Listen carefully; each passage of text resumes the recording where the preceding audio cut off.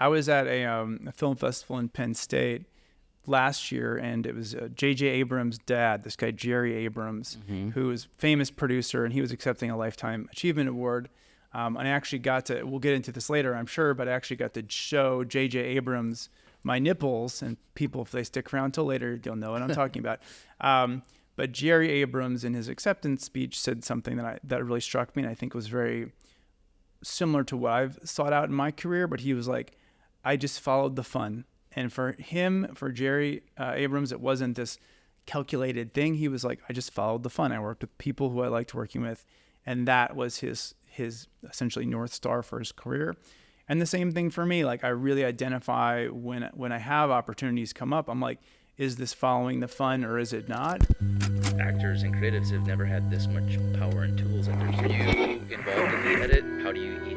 Writing for me also is therapy. In this episode, we have Justinsuperstar, filmmaker, entrepreneur, and internet pioneer. I'm your host, Matt Osterman, filmmaker, among many other things.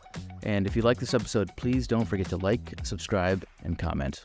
So researching your background, I don't even know where to start because you've done so many different things. All of them seem like, impressive. I'm glad they seem impressive. Yeah, well, I mean, you've seen how the sausage is made, right? Yeah. So you kind of know what goes into it, and it's not all glamour. And we'll get into some of that. But I was reading somewhere where someone called you one of the internet's first video bloggers. What does that mean? For me, I mean, I was so early on just like creating. So when I was in high school and even middle school, I was doing comics for zines. That was very popular back in the day in the late 90s, early 2000s. And for me, as I learned video as my creative medium at this time where online video really wasn't a thing in the late 90s, certainly. It just was extremely inconvenient and very technical. And for me, I think I'm always coming at problems from like tackling the technical challenge of it and then putting creative through that technical problem solving. So I was like putting videos of my life online, like me and my friends bowling in like the year 2000 before people were comfortable using their credit cards to buy things online. Right? Here I am, me and my friends doing this. Here I am getting a potato tattoo, that kind of thing. Mm-hmm. And really it was in terms of like very, very early stages of just online in general wasn't a thing in terms of video. And then just being open with what I was doing with my life, same thing, like another layer that just wasn't there. So it's hard to delineate who the exact first one was, but I was super early on, again, the early 2000s. Mm-hmm. What kind of technical things did you have to get over at that point? Because it was just... You needed like video cards that would connect to like a VCR, right? Yes. Like that sort of thing? This is like the old people being like, I had to walk uphill both ways. It was like FTP servers, and is it MPEG-2, and it takes half an hour to download 12 megs. Are people going to watch this? And even thumbnail. So I created something called Film Fights, which was one of the very first, if not the first, like viewer generated film festival online. And I remember people were so excited because I would design their thumbnail for them. It wasn't automatic. This is years before YouTube. And even then YouTube was just kind of random based on a part of the video. And I'd host the video for them. And those things were so critical and so important and really hard to achieve because people don't remember, especially younger generation, that if you had a viral video pre-YouTube, you would be getting a bill in the mail. You would be not getting a check. You were renting server space, probably. Yes. Right. And I had found one that was unlimited download, which is a very rare thing for a very cheap price. And so I was actually a very early writer for College Humor, and I would use my College Humor articles as a way to promote these very early internet video that I did. So I think technically did the first original College Humor video, which was co-branded with my little Eau Claire, Wisconsin video group name and College Humor. And it was like a guy eating a bug in line for, it was like the Star Wars prequels or Lord of the Rings or something like that. Very high caliber type quality stuff. We've only gone downhill since then. Yeah, I think so. Yeah. The College Humor went uphill for sure. Yeah. Well, they just rebranded too, right? Their Dropout, and they're doing great. Yeah, some of their shows are pretty dang funny. And so that's just one of those things where because I was so early to doing video, I had a really great inroad to a lot of those early creative sites. Like E-Bomb. Like every once in a while I'm texting with E-Bomb from E-Bomb's World. It's just a thing where That was a huge thing for those that weren't massive. around. Yeah. It was basically like someone who just stole all the popular stuff and hosted it for people to watch. And so I feel very lucky to be a part of that kind of stuff. But for me, it's always started from that hybrid of technical and creative. And that's how I got hired at a startup in New York. And eventually that was acquired by YouTube. And I worked at Google for a little while. And so I've always just enjoyed those challenges, and it's been fun to overcome them and then see what's the next thing. Yeah. And you grew up in Eau Claire, Wisconsin. So right? I'm a Midwestern person. Yeah. Eau Claire, Wisconsin, born and raised until I was about 21, and then left to go out to California to figure my life out. What's funny is like you were probably the poster child or an early case study of not having to be on the coasts to create this stuff that has worldwide impact, right? You got to do it starting in Eau Claire. Yes. And people elsewhere paid attention. 5 years earlier, that probably wasn't even physically possible, right? No. I mean, I think it would have been logistically very, very difficult. I do think if I was born 20 years later, I would have a much better chance of being successful because your potential audience is so much huger now than it was 20 years ago. I'd be calling Mr. Beast, probably. Right. I mean, it's amazing what people can do. And I definitely had the energy and the hustle, and I still do, but it's different when you're 20. Yeah, yeah. Or in high school. So you're creating that stuff, then you get hired by College Humor, and then you eventually move to the coast, right? Yeah. I was the very first person that College Humor hired. And I was there for about 5 or 6 months and got fired because I was 20, 21. I wasn't a really good employee. And I think I understood to some degree the opportunity, but I also understood when I got fired. So first hire, first fire. There was an article in the New York Times where they didn't name drop me specifically, but I am mentioned as in the New York Times as being fired for slacking off. So I think that is pretty great. Just hang it up. I mean, I made it. 2004, Mom, 2005. Dad. I made it. Yeah, I'm in Your slacker son is in the New York Times. But it all worked out fine for me. So then that was really like where I started my own individual creative pursuits and launched a lot of different websites and then eventually got brought into this startup early on. It was the Next New Network? Called Next New Networks. Yeah, we were contemporaries of like Maker Studios, which a lot of people know. And I think this is a great lesson for young creatives. I was referred to this job by one of the guys at College Humor, this guy Jake Lodwick, who also founded Vimeo. A little thing called Vimeo. And so I was like basically in the room when Vimeo was being launched. I'm one of the first 30 users. I think the thing about Vimeo, again, I'm going to get very nerdy here. Every video, the way it's is a sequential number. So Vimeo /1 million is a specific video, and it started with Vimeo /1. So my earliest video on Vimeo was like Vimeo /175.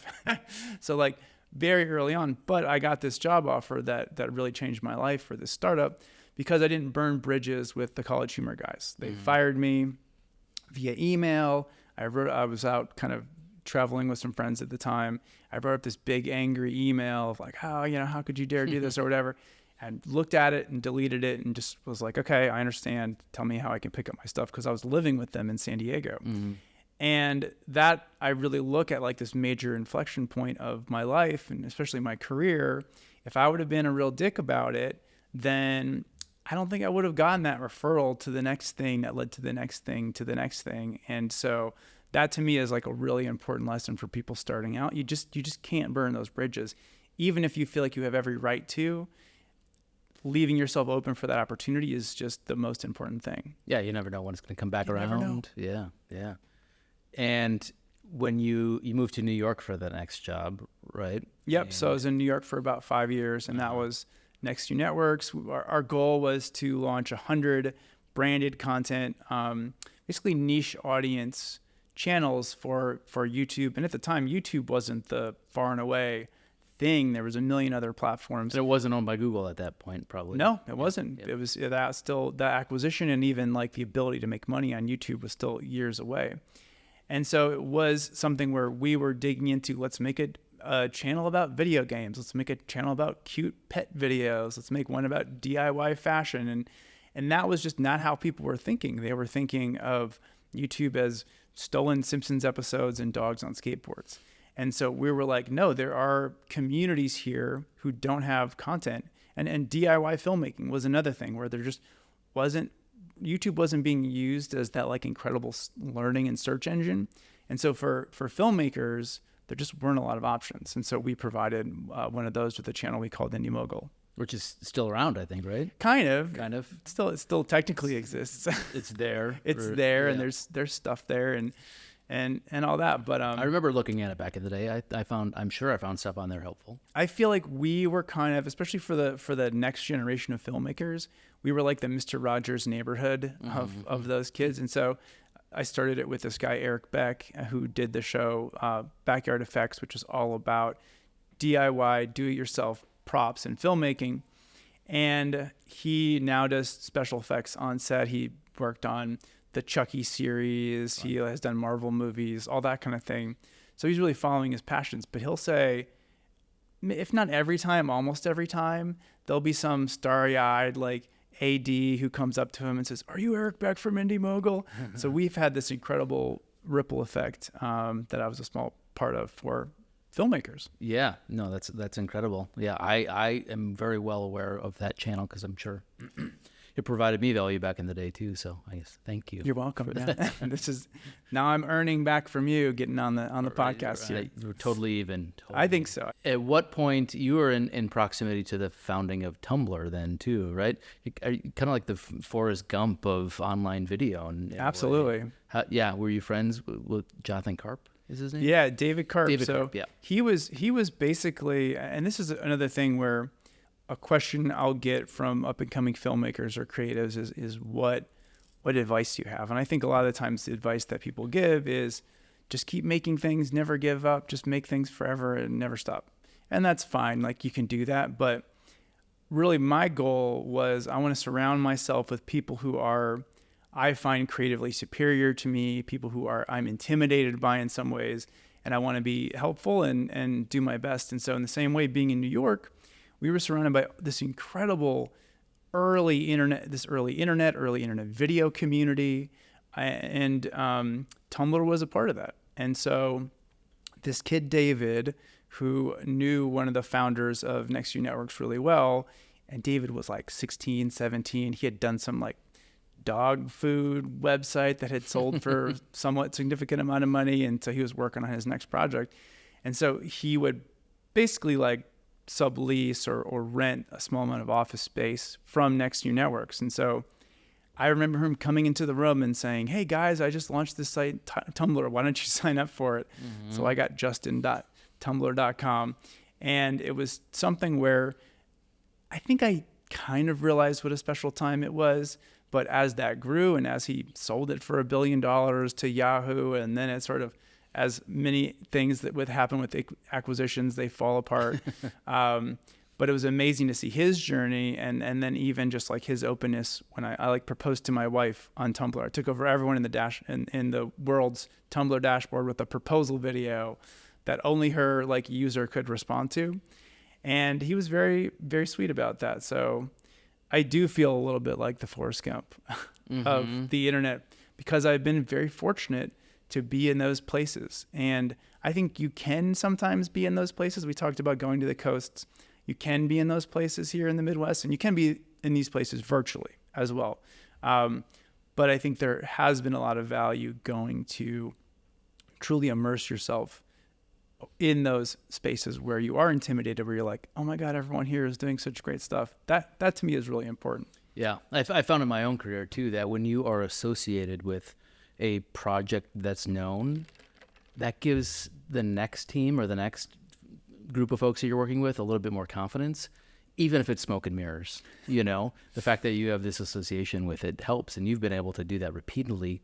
Like keep scaling up or moving around or starting your own thing. It's just been like looking into your backstory. It's completely fascinating how you've been able to kind of craft this. And I don't know how much of it's been intentional. You know, like obviously Forrest Gump, just life happened. I have a feeling yours is a little more intentional than that, right? It's curated as well. There's plenty of failures in there that you don't see or hear about. But I was at a film festival in Penn State last year, and it was J.J. Abrams' dad, this guy Jerry Abrams, who is a famous producer, and he was accepting a Lifetime Achievement Award.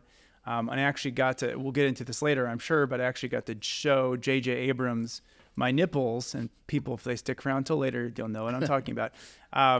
But Jerry Abrams, in his acceptance speech, said something that really struck me, and I think was very similar to what I've sought out in my career. But he was like, I just followed the fun. And for him, for Jerry Abrams, it wasn't this calculated thing. He was like, I just followed the fun. I worked with people who I liked working with, and that was his essentially North Star for his career.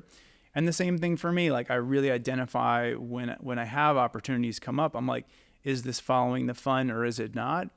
And I don't know, like, there's a real danger, and this is something that I've warned folks about as well, but if you become pigeonholed in something that maybe becomes your career, you become really known for, like, you're really good at making cereal commercials, and everyone's like, you're the cereal commercial person, right? Like, we're going to go to you, but you really want to do science fiction movies, and you're like, I want to do this, I want to do that. And unfortunately, if you keep doing those cereal commercials, that's going to be your job forever. And that's why it's also important to do your own thing and change people's vision of who you are and not get pigeonholed in something, because your time is non-renewable and it's a really precious thing. Like, the word work comes from the root word for, like, worship. And I think that is an interesting way of looking at it. The time you spend working is almost like it is a worship of some kind. And so it's important to, like, worship things you actually care about. Yeah, I've never heard that before. That's brilliant. I could just be making it up, but I don't care. Yeah, maybe even better. Yeah, better. Yeah, no, I think that's an incredibly valuable point, especially when you're younger too, right? Like, you gotta try things. You gotta put yourself in the room, you know. Oh yeah, and when you're young, you have so many opportunities because you're young, for people you get sort of like a 2x multiplier on anything you do, certainly high school or younger. And I look back to my days as an early creative, and I'm like, man, as a high school kid, I could have gone to the local grocery store and be like, can I film? Like, they would have been, of course you can film. You don't need a permit or whatever. Like, you're helping out a young creative. So that's a card that people should definitely be using. And certainly in my time, when people were doing film creative so much less. Tell me about the video time machine app. That's pretty fascinating too. It was another instance of just following the fun. And when I worked at YouTube, I was really kind of in it. And so let's back up real quick. Yeah. Just, YouTube acquired the Next Networks. I was at Next Networks. I was the first creative hire there. YouTube, certainly in like 2009, 2010, there were a lot of engineers, and there wasn't the creative aspect of it. So I kind of describe it as Google and YouTube being like a company that built race cars, but no one had a driver's license. And so they were creating features and whatnot that weren't really useful to the ones who were actually using it. So when they acquired Next Networks, we were really a content play. And also we became one of the first multi-channel networks where we were representing and consulting for early YouTubers. And so they brought us in as like the race car drivers to help consult and tell them like what types of content they can make. And we even started something called the YouTube Spaces that came from my team, which were these production spaces all around the world that any YouTuber with more than 10,000 subscribers could use. Our team also created the play buttons, those silver, gold, platinum play buttons. We used to do at Next Networks, we used to do the golden hard drive or the silver or the bronze hard drive. And so when our team was acquired, we wanted people to be able to have these keepsakes. And oh my gosh, you talk about like a little dent in the universe. Any YouTuber that gets there, they gets one of those, talks about it. They have it in their background of their shot. That was a direct result of our team coming in. But really, like, working at YouTube, you're so immersed in YouTube and you're in it all the time. And I remember just being so impressed with the volume of content, certainly retro content that was on YouTube that people were just putting up there.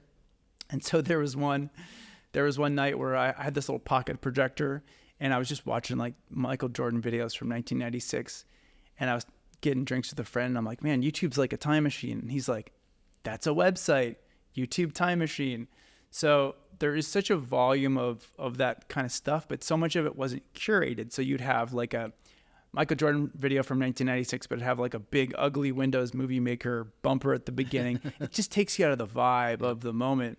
And so we started this website called YouTube Time Machine, where we hand categorized and curated 30,000 videos from YouTube by the date they were originally created. And sometimes that metadata is not a part of the actual upload. Right.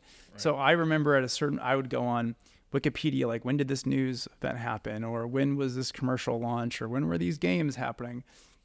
So I became very good at identifying a video from like the era it was from just by watching a little clip of it. And it became this thing where I made the website, did a test version, immediately it blew up. It was hundreds of thousands of people checked it out over the weekend, including Roger Ebert, who tweeted like, "You can get lost in this thing," which was incredible, right? Tweeting about our website. And this is back in the day where they were tweets, not X's or whatever they'll call. Yeah. And so we're like, websites don't really make money. Not then, and I don't really think so now. So certainly we wanted to make an app version of it, and that was Video Time Machine. And it became this thing where you talk about something that's relevant to anyone. Like, my grandma used the app and went back to like the 1920s, and she was like, "I remember when this was happening," or whatever. Truly a universal, for an American audience, way of experiencing nostalgia. And it became the #1 iPad app in America. And it was just one of those things where you have a dumb idea or an interesting idea or whatever it is, and like taking it all the way to executing it, making it a website, seeing if it has legs, seeing if it's popular, making it an app, selling it to another company, watching that company drive it to the ground until it fails, and now it doesn't exist anymore. It was a really cool experience, and I think something that, again, I was in an Uber, I don't know, 5 or 10 years ago, and it somehow came up, and the Uber driver was like, "I have that app on my phone, like I did it." So it was millions of downloads. Is that app still around? Like, can you? It's not. It's a tragedy. Again, this is why you should never sell anything, because the company will if you care about destroy it. Yeah, don't sell it. If you sell something, just know it's not going to exist in 5 years, and you have to be okay with that. I can't imagine that was expensive to keep up, right? Like, it's just apps are just a pain, right? Because they're things that are always changing. You can't figure out how to monetize it. And we would sell for $1, we'd sell for $3, and we would make money off it. But yeah, it was a really cool project, and I'm glad to be a part of it. I made it with some friends of mine. Yeah. I'd be remiss if I didn't ask about, there's a photo of you dancing in front of Mark Zuckerberg. It's true. Yeah, what happened? What's the backstory there? Again, just like kind of luck or whatever it was, being in places where things were happening at the right time. So we were living in San Francisco in 2006, and we were only there for like a couple months, but it really was right when Facebook was getting off the ground. And so one of our friends, it's such a great story, and I think that it seems like something that should be in a movie. And I'll get to the photo in a second, but one of our friends actually is this brilliant coder, and he hacked Facebook in 2005 or something like that. He made this like essentially like a virus that would, when it hit a user account, it would reskin it to look like a MySpace page. Say like my face, I think, and it would just change it. You'd have a top 8 or whatever. Love it. And so they made this little virus, and it infected like 100 people, and they're like, "Oh, this is cool." And then it infected 10,000 people, and he's like, "Uh-oh." They went to bed. They woke up the next day, and it was infecting like hundreds of thousands of people, and ended up infecting Zuckerberg's profile. And so Facebook worked their way back, figured out who made it, and they emailed him and said, "Hey, that was really interesting. Can we fly you out to the Facebook offices and like interview you or just like tell us how you did it?" Something similar had happened with a different company where the tech company had a hacker, and they said, "We'll fly you out," and they arrested them. So my friend wasn't quite sure, him and his buddy. Flew them out, same thing. They didn't arrest him. They said that was interesting. He got hired as one of the first 30 employees at Facebook, and now is doing just fine for himself. Okay. Yeah. And so we were in this environment where he was very early at Facebook. I got to check out those offices very early on. And so we were able to go to like the Facebook holiday party in 2006 or 2005. was a holiday party, or they were celebrating the first million signups. Like, it was somewhere very, very early, but like just being in the midst of a drunken Mark Zuckerberg doing some funky dances, like I went at him at some point and said, I really like your website, something dumb like that. Right. I should have been like, can you hire me? There was a video guy that was doing stuff there, so I had some competition, but you kind of look back at those little moments and be like, How would you have known? I mean, now because I'm older and I've been through a couple cycles, I kind of get it. I actually did a video for Randy Zuckerberg, who is his younger sister, promoting the very first Facebook share button when it came out. So I filmed it and then edited it and that kind of thing. So I was like in the midst of it. I should have like done it in exchange for Facebook stock. Yeah, Would I have mean, kinda but made sense. there's 100 companies out there, right? Right. That we don't hear about anymore, right? It could have been any one of those. You just happen to be it. And I never really live with regrets. It just is kind of funny to me that that I've been able to be in those spaces. And I think part of that joy is just really like taking bets or being a part of it. So like the documentary that I've been working on for the last like 7 years, same thing. Like, we're doing an Oscar qualifying run in September, but not because I think I'm going to win an Oscar, because I think we have a funny title and it's going to be hilarious to see that title on the short list of 100 other films. Mm-hmm. That to me is joy. Were you a gamer growing up at all? Counter-Strike, baby. Counter-Strike? Yeah, Duke Nukem, all that stuff. Yeah. So do you kind of see life like a video game where you're trying to accumulate points? I actually had one of the most powerful moments of my life was playing the game The Sims. If you remember The Sims, You have your little virtual characters and they have their little crappy virtual jobs and they get better virtual jobs, and you buy a nicer couch and you make your house a little bigger and you buy a better TV. So I love that game. I played it for months, and then I found the cheat codes, and there was a cheat code for unlimited money, and I was like, this is great. This is going to be so fun. I'm going to be so rich. And so I put in this unlimited money code, and my little, 10,000 sim dollars turned into just all nines. I'm like, this is great. I felt all the power in the world, and expanded my house, bought the best TV, the best couch, the best rug, the best everything. My sim was so excited for like a day. And then all of a sudden, like, the game just like lost its purpose. Yep. And the sim was sitting on the couch. I had the best of everything. The sim was bored. I was bored. And I just stopped playing the game. And that's something where I think about certainly friends who have been super successful. And there's plenty of things to do with money when you have it. But like, I really like that I'm in this sweet spot of my career. I'm certainly no millionaire, but I'm successful enough. And when I think about opportunities that are just money-based opportunities, I do kind of worry, like, if my sim had unlimited money and was really bored, if I was in that same situation, not like I'm expecting to, but like, would I be really bored too?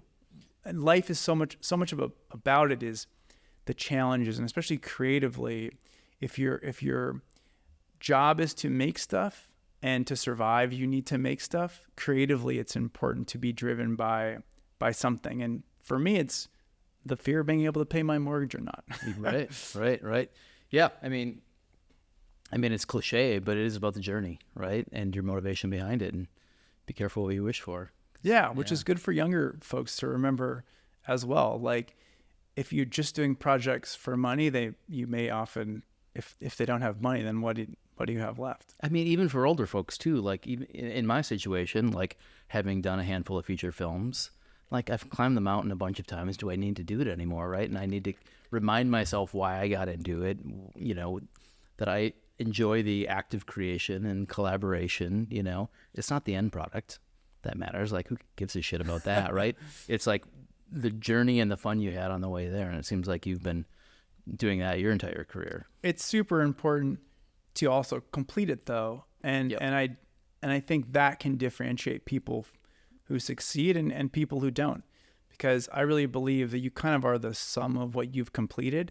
A lot of people can start things and whatnot, but I think it's important, like, if you can show you can finish something, that's a really big deal. Even if you learn something, you start something, whatever, but like, people don't always realize that last 20% of a project, that's when it's really like rubber hits the road. That last 20% can be 80% of it. And if you miss that part, a lot of the real learnings you miss as well. Yeah, a lot of people quit way too early on that, like good enough, done. And they realize that they didn't turn over all those stones, and there's a chunk of gold sitting there. Or you got hard drives sitting around with stuff, and like, I'll get around to it, and you never do. And you can, especially on the film side, I can speak for it. Like, it's still a small community, and you start a couple projects that you don't finish, and you ask people for favors, or you set that precedent of not being a finisher. People will not want to work with you again on that. So that's really good advice. That's a great point.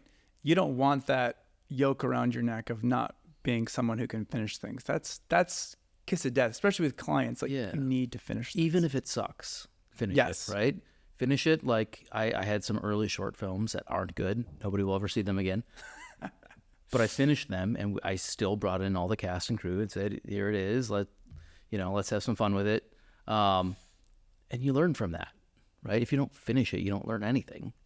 And I'd also counter, like, just because you don't think it's good doesn't mean other people won't think it's good. And I bet that cast and crew were like more impressed with it than you were, because you knew all the warts that went into the behind the scenes. I think, in my case and probably every other case too, it's like, oh, we can see the potential there. Maybe we didn't get it all the way, but we understood what we were going for there. That worked. That didn't, but let's do it again, because now we know, we don't have to repeat the sins of the past, right? We learned something on it.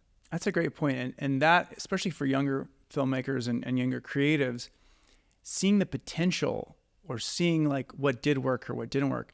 I've had a lot of friends who've done the same thing. They did a short, and I was kind of like, that was fine. But then they build on it, and all of a sudden they're doing just like huge projects. Yeah. And that's the thing I think is really interesting about YouTube. You can go to, people make videos private or whatever, but like, you can go to some super successful YouTube channel that you love.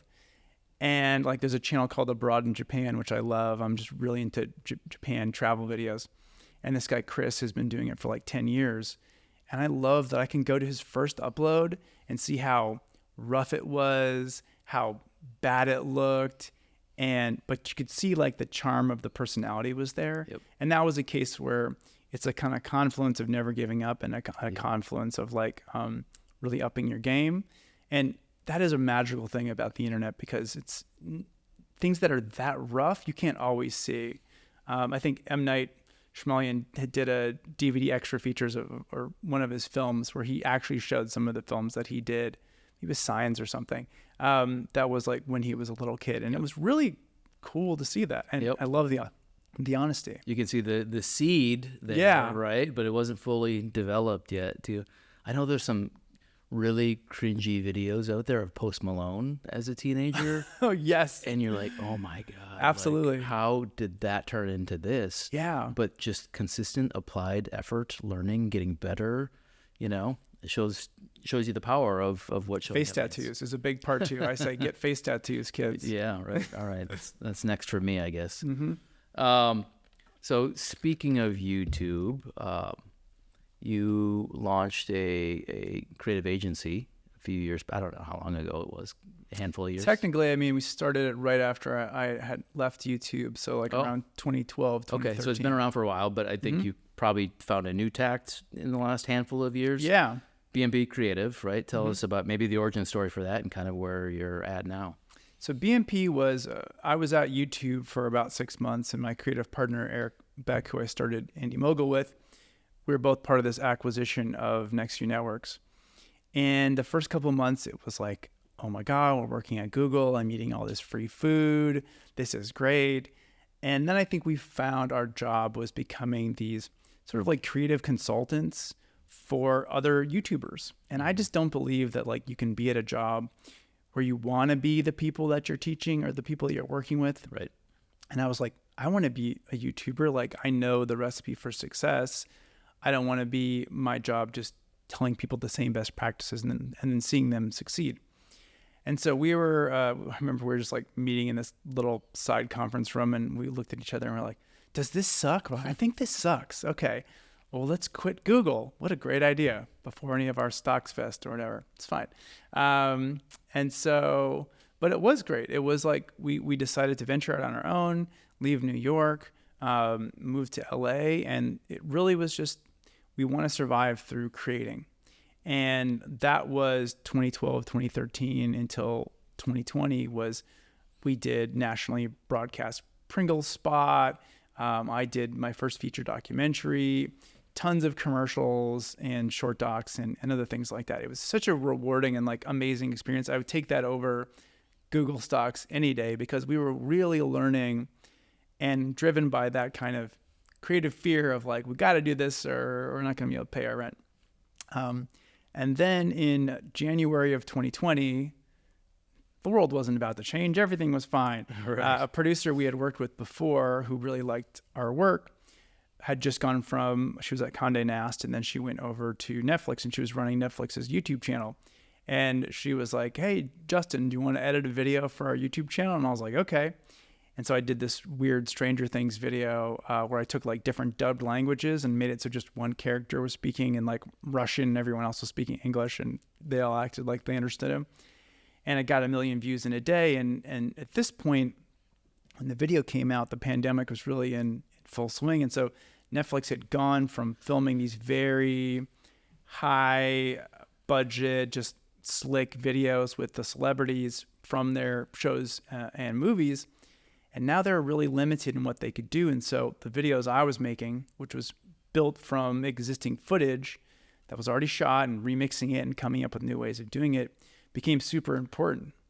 And so we basically went from one video to like 6 videos to 12 videos a month to 30 videos a month. And a year later, by the end of 2020, I had 10 full-time staff, editors and coordinators who were working for me on this Netflix project, which was just incredible to go from scrappy freelancer, can I pay my own bills, to like, oh, I'm like somehow able to support 9 other people. Yeah. Do you feel, and this will be a segue into some of your doc work, do you feel like because that's such a systematized process and you're kind of overseeing, this big staff, that you lost a little of the creative control, or do you feel like you still get to be in the mix?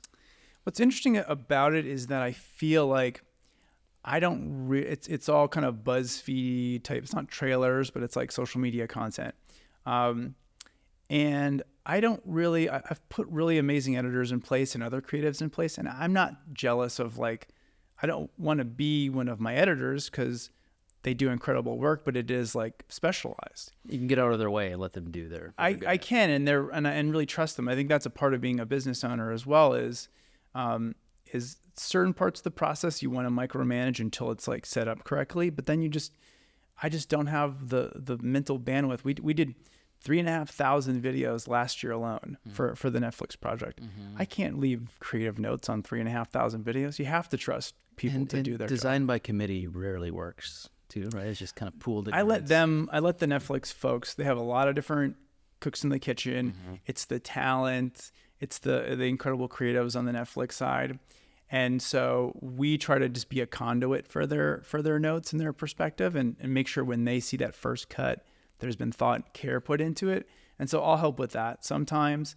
But they really know what they're doing. They're incredible creative talent, and we're facilitating the editing and the post-production of these videos. So yeah, I think in terms of like my own creative journey, I went into my 30s, and when I quit Google, I was my 30th birthday was the first day of filming what was going to become my first feature documentary. And I remember being in this field with this incredible indie filmmaker. His name is R.G. Miller. And he's this guy in his 50s who makes these hour-long like action blockbuster films entirely alone. The film is called Double Digits, which was his answer to my question, how many views on YouTube until you consider your film a success? He was like, if I get more than 9 views, it's a hit. That's great. I was like, this is amazing. But my 30th birthday was that first day of filming. And my goals for that decade were I want to travel the world and I want to meet interesting people. And so from 2012 until 2020, did that, right? Check that off. And I find that my kind of passions have shifted more. I love some of the administrative stuff. I love being a boss. I love leading a team. And so I think that I'm kind of moving away from needing like to do more films or more creative unless I really feel like it's finding the joy. And those projects, you need to be hyper curatorial for. Right. Well, what was the Jerry Adams, like chase the happy? You just gotta you gotta find the joy, chase the joy, So did that lead you to the quote unquote Nipple documentary? Yes, the Nipple. My latest project is called Mom and Dad's Nipple Factory. Fucking great title. And it's about my parents. It's about my mom and dad, and it started in 2015 as a short. And that was something where I told my parents, it's going to be a 5 to 7 minute short doc. I'm going to film over 2 weekends. It's going to be so easy. And part of that was, so after the full story of it is that I grew up in this really conservative Christian household in Eau Claire, Wisconsin, with a mom who's like super outgoing and just a total people person, and a dad who's like the most extreme introvert, but also this inventor, tinkerer, problem solver type. I kind of describe him like the dad from Honey, I Shrunk the Kids.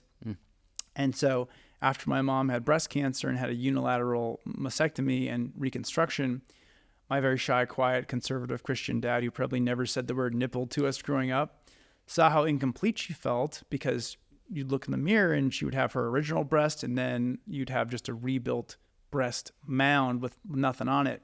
And there are tattoos, or there were stickers of kinds at the time, but they just wouldn't match the original.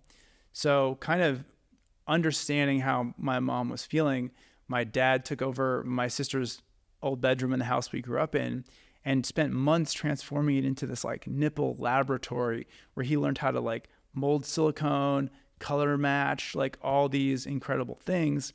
And so he built her this like perfect replacement nipple so she could look in the mirror and feel complete again.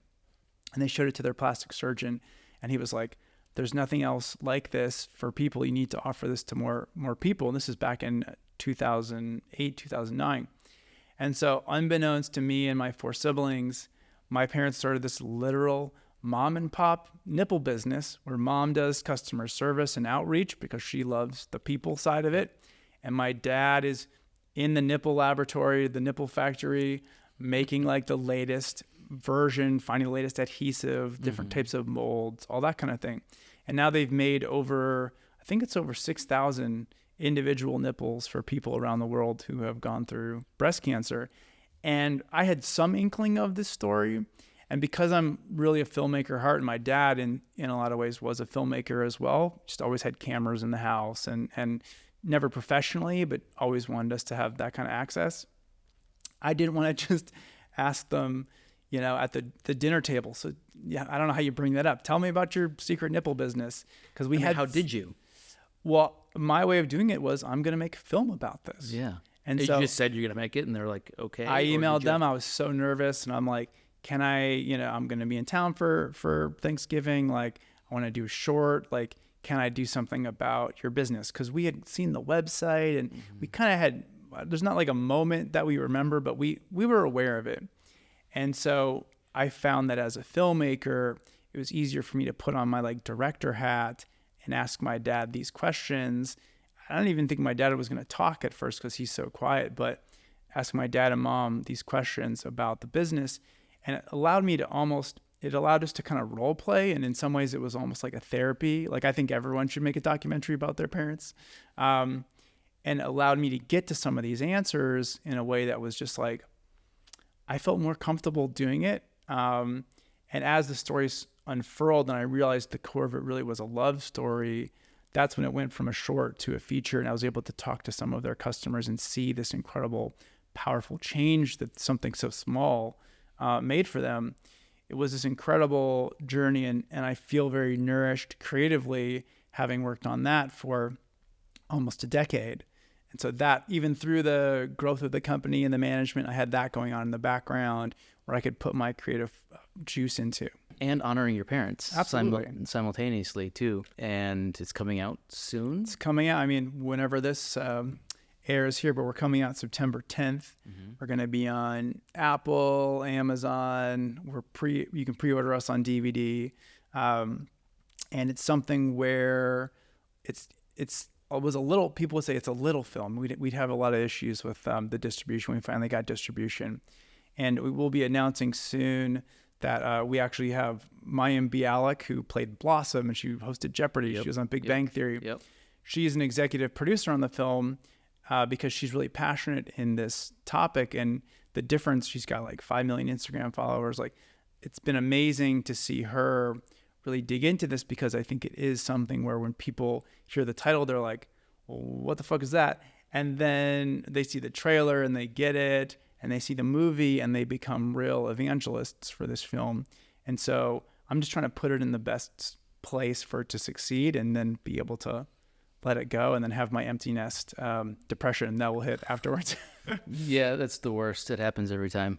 I called it postpartum once, and I got corrected really quickly. Sure. Like, it's not like having a child.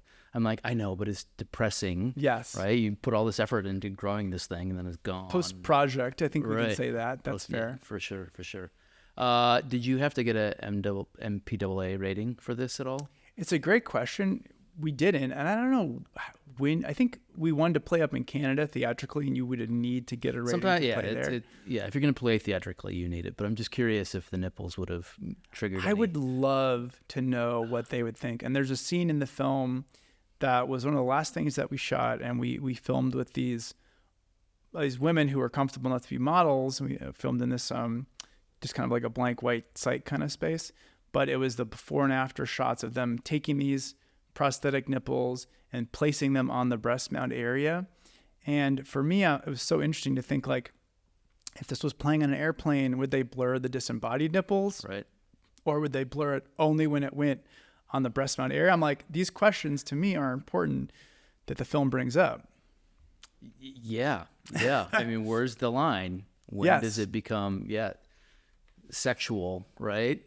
Right. And it should really, I mean, that context should. So wait, this is the part of the podcast where I can bring out, this is one of my parents' products here. Yeah. There you go. And so I also have a version of like this is like one of their competitors' products, or an example of what it used to be earlier on. And you can see the care and the difference. Yeah, there you go. Yeah, and if you really see the close-up, see through a little bit, so you can probably see the skin tones. It blends better. Yeah, you can kind of put it on the back. I don't know how hairy your hands are. Kind of put it on the back of your hand, and yeah, a little bit hairy. But you can see it can blend really easily. And so there's 6,000 of these out in the world, and it was just showing the care that my dad had for the woman of his dreams, my mom, to make her feel complete again. Because the doctors would tell. And men and women both get breast cancer, but the doctors would tell women, like, every time you look in the mirror, you're going to know you had cancer. And I think that is such a terrible thing to say. Mm-hmm. There should be a way to feel complete again and not think about cancer every time. And that is, that idea of becoming whole again is a core theme of this documentary. Yeah, and probably gave you fuel to keep working on it that whole time too, right? Yeah. I mean, you're making the world a better place for sure. I don't want to minimize these, but it'd be pretty fun to pull some pranks. Sure. Walk around with it on your I would get forehead. photos at film festivals of just like people holding the nipples, and it was pretty great. It's so funny how nipples are such a taboo subject in, kind of our current world, right? I never got to play in Europe, but I was always curious. Mm-hmm. And this is why I wanted to give context in the film, the American reaction to nipples, because I do think that a European audience would just be like, oh, well, what's the big deal? And there's this guy, Josh Harris, who did something called a series called I Kissed Dating Goodbye in the 90s, which was this big thing in the Christian community. And he went away from the Christian thing, and I'm actually going to be hopefully on his podcast in the coming weeks, because I think he's going to be able to come at it from this kind of interesting perspective of the way that nudity and how that's so intricately tied with sexuality in America, how strange that is. And for me to be able to do this documentary with my still very conservative Christian parents, and for them to be able to be very open about it, I think is hopeful for the broader community of folks. Mm-hmm. Yeah, I mean, the irony is that's probably one of the most Christian thing somebody could do, right? Like, Exactly. yeah, yeah.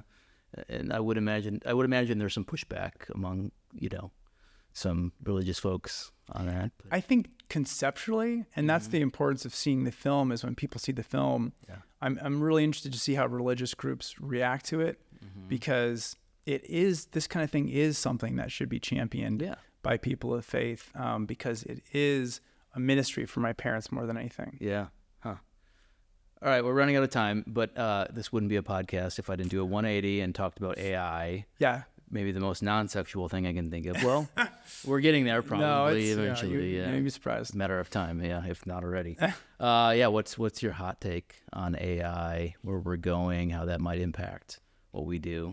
Yeah, I mean, my hot take, I'm very interested in actively developing tools and other things. Like, I really believe that just because there's more of something doesn't mean there's more good stuff of something. Certainly when we went in the film world, all of a sudden people were filming on DSLRs and film lenses, and you could make something that looked like Lost or a TV show, right? Didn't mean that more things were actually good. And so really, like, these creative tools being in the hands of anyone will allow more people to make things that look good, but our definition of what good is going to get higher because there'll be such a glut of things that look quality. And so how we define quality is going to be different. But it's something where I'm like, I don't know what kind of editing jobs will be available in 2 years. I really don't know. I have a post-production business. I don't know. But you can't stick your head in the sand, right? You got to. No, those that do are going to be out of jobs. They will be out of jobs, but I do believe that, like, it's going to be the very top end. It's going to come down to, like, taste level and having great taste and being able to curate. Those are going to be the skills that are going to be the most important. And I think there's a lot of jobs which are just kind of like, it gets done or it doesn't. And I would hope that it enables people to really be able to focus on, like, the creative side of it rather than the tedious side of it. Because right now, AI's output from a pure creative standpoint, like, you'll get a prompt back from ChatGPT and you'll be like, these are all kind of like mid ideas. They're not that great. Like, and that's where you need to curate it and work with it and, find the right system. So people will see, there'll be films that AI generated films that come out. Like, we actually sponsored a AI film trailer competition with these great folks called Curious Refuge.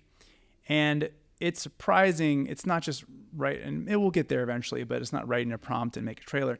There's a lot of fault. There's a lot of mistakes. There's a lot of stuff that just looks weird and broken. There's a lot of curation and culling and still editing to make these things. So it's scary, but people were scared when Macromedia Flash came out, and it was, does that mean animation for decades after that was destroyed? No, it just brought the tools into the hands of more people. Yeah, I mean, it's not like you're going to fall off the truck and be a great storyteller, right? You still need to understand the kind of the underpinning of all of that. And there could be tools. Some 16-year-old that makes a better, more visually compelling movie than the Star Wars prequels, and they can do it from their house. And I think the world will be a better place having that great storytelling that came from a human. That's what I'm excited about, is going to democratize the process for those that didn't have the opportunity or don't have the tools. The tools, again, are still cheap right now. There's some genius storytellers that, couldn't, they had to go work, or they had to, take care of a sick relative. They didn't have that opportunity to do that. And this might give them that. So this might open up a whole new world of storytelling that wasn't possible before. So I'm trying to look for the silver lining, because I'm on both sides. Like, I'm skeptical and nervous because we don't know yet, right? But we are going to see some fascinating stuff come out. Yeah. So, yeah, cool. Where can people find out about the doc or follow along with you? You want to give us some websites? So if you Google Mom and Dad's Nipple Factory, you'll probably find us. We don't have a lot of competition on the internet. It'll be very clear which one is ours. But you can go to Nip Factory Film on most socials and find us. And the same thing, nipplefactoryfilm.com is the website.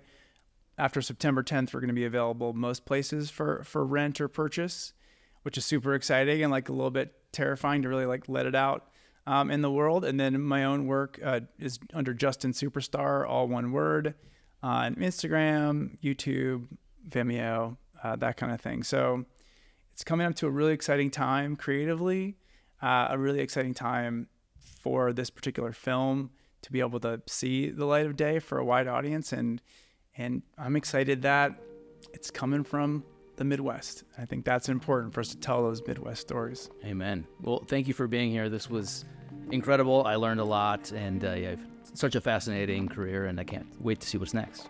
Thanks for having me. Yeah, sweet.